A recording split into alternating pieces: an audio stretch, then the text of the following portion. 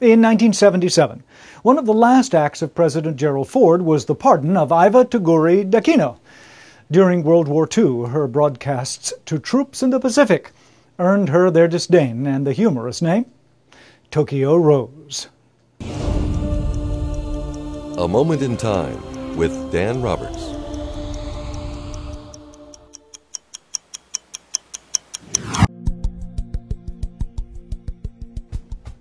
Iva Tuguri was born to Japanese immigrants in Los Angeles in 1916.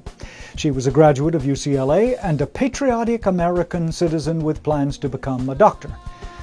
At the request of her mother, Iva visited Japan to care for an ailing aunt in late 1941 and was caught, unable to return home after the United States declared war following the bombing of Pearl Harbor. She refused to renounce her citizenship and lived the perilous life of an enemy alien. Iva worked as a typist during the war and transferred in 1943 to Radio Tokyo. One of the programs on that network was Zero Hour, an English-speaking propaganda broadcast designed to undermine morale of U.S. troops posted to the Pacific. Allied POWs with radio experience were forced by the Japanese government to participate in the propaganda effort by transmitting a fool's mixture of news and entertainment. Because she spoke English, Iva was recruited as one of the voices on the program. Her radio name was Orphan Ann.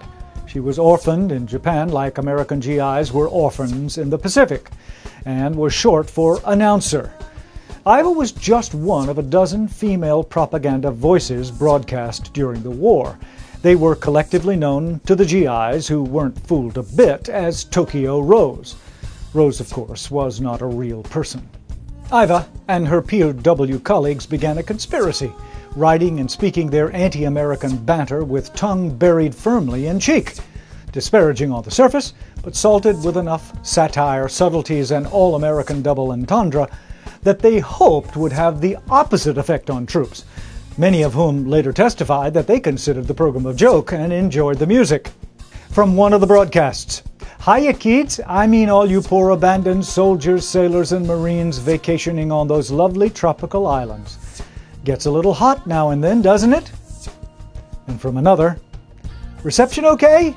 Well, it better be, because this is all request night, and I've got a pretty nice program for my favorite little family, the wandering boneheads of the Pacific Islands." And then she would key up the songs like "Good Night, Sweetheart," "Love's Old Sweet Song," or "Speak to Me of Love." After the war, with anti-Japanese sentiment at a fever pitch and whipped up by some veterans groups, and by the fading radio personality Walter Winchell, Iva was tried for treason as Tokyo Rose.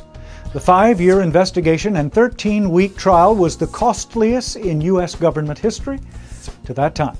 In a great miscarriage of justice, driven by politics and hysteria, Iva was found guilty on one count of treason, that of speaking into a microphone concerning the loss of ships. She was fined and served 6 years in prison. Later, witnesses admitted they felt pressure to testify falsely against Iva.